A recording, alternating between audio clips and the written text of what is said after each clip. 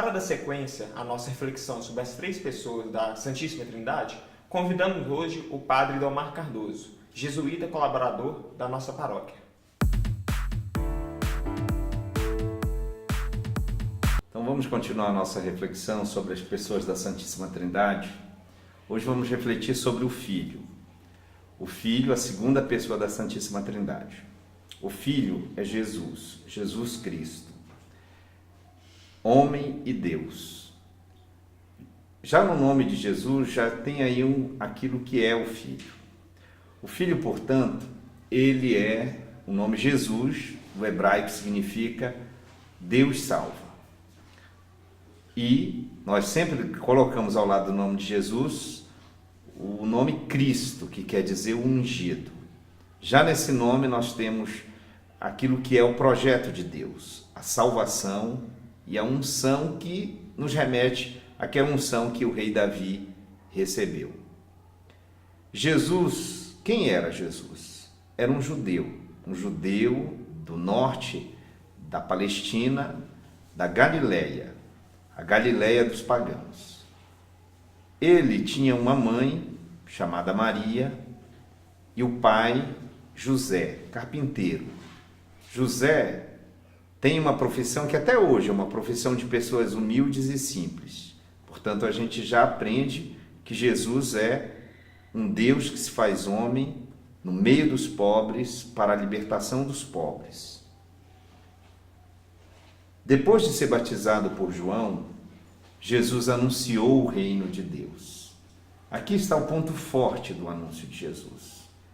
O reino de Deus está no meio de vocês. É o que Jesus diz. Completou-se o tempo. Nós vivemos, portanto, essa plenitude dos tempos em que Deus visita o seu povo. Deus vem, como diz o apóstolo João, armar sua tenda entre nós. Jesus, ele teve atitudes muito revolucionárias, que até hoje tocam os corações daquelas pessoas que se aproximam dele ou que se deixam se aproximar. Ele ia ao encontro dos pecadores e marginalizados, daquelas pessoas que até hoje talvez nos cause repulsa nós encontrarmos.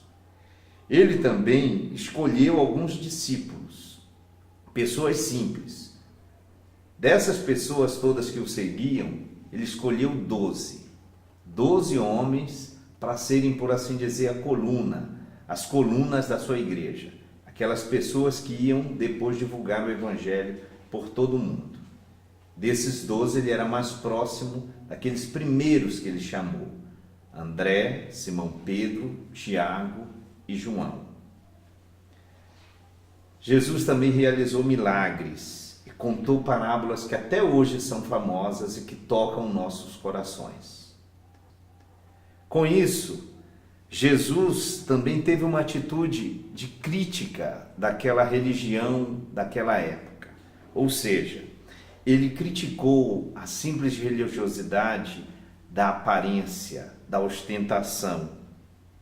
E ele quis corrigir tradições que eram tradições que não tinham mais nenhum sentido.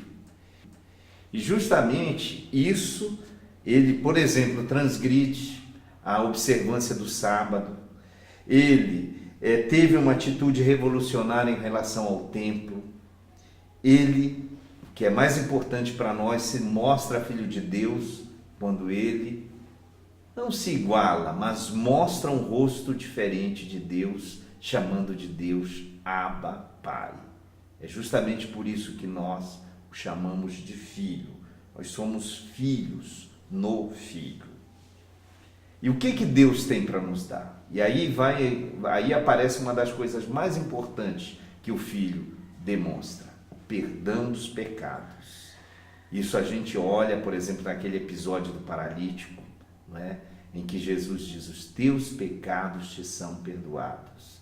Essa esperança que todos nós temos, que só Ele, enquanto Filho, intercessor, aquele que junto do Pai pede por todos nós, pode fazer. E isso tudo por quê? Porque ele tinha uma grande familiaridade e intimidade com Deus. É isso que Jesus, como Filho, mostra. ele é tão íntimo do Pai, ele é tão ligado ao Pai, que essa ligação justamente com Jesus faz com que ele mostre esse rosto tão próximo de Deus.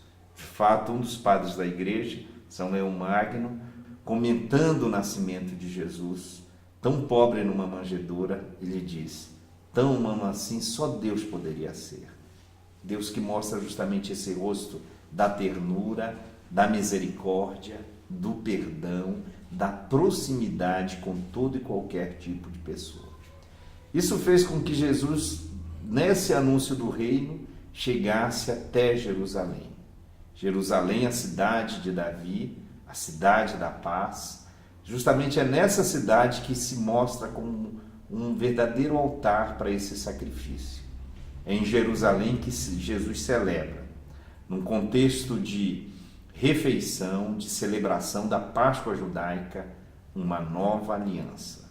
Uma aliança selada no seu sangue, o sangue que redime todas as pessoas. E é em Jerusalém que Jesus justamente é traído por um dos seus amigos, um dos seus 12 amigos mais próximos. É preso, interrogado pelos chefes judaicos, ele é condenado por Pilatos à morte de cruz. A cruz se torna, portanto, para Jesus um altar, no qual ele é oferecido ao Pai, para que todos nós chegássemos ao Pai através disso. Mas a coisa não terminou aí, o anúncio não termina aí. 3 dias depois de ter morrido, Jesus ressuscita, vitorioso sobre a morte, dando a nós uma esperança que nenhuma religião dá, a vitória sobre a morte. E é justamente essa vitória sobre a morte que nós acompanhamos com aquelas mulheres que foram as primeiras a testemunhar a vitória de Jesus no túmulo vazio.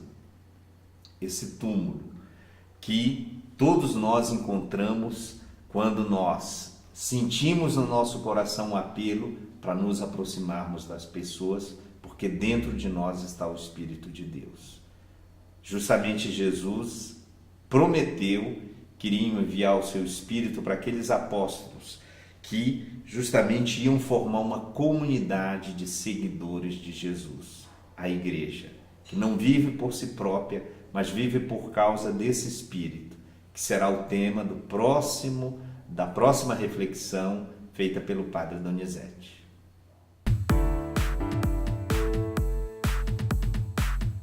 Como texto bíblico para a gente refletir sobre a figura do Filho, eu proponho que a gente leia, medite, reflita um pequeno trecho do Evangelho de São Marcos. Marcos capítulo 1, versículos de 14 a 20. É o anúncio do reino e a vocação dos primeiros discípulos. Esse texto é importante porque mostra que o anúncio do reino pede a nossa colaboração. E nós que somos da Paróquia Santíssima Trindade, devemos nos sentir todos envolvidos nesse apelo, que não é simplesmente de Jesus, mas um apelo da Trindade que nos diz: completou-se o tempo, o reino de Deus está próximo. Queria mais uma vez chamar a atenção de todos para participarem da festa da paróquia, que será no dia 11 de junho, às 16 horas, na comunidade Nossa Senhora da Paz, onde todas as comunidades da nossa paróquia vamos formar uma única igreja, uma única celebração em honra do Deus que se faz homem em Jesus, nesse rosto humano que mostra justamente essa unidade e trindade do único e verdadeiro Deus.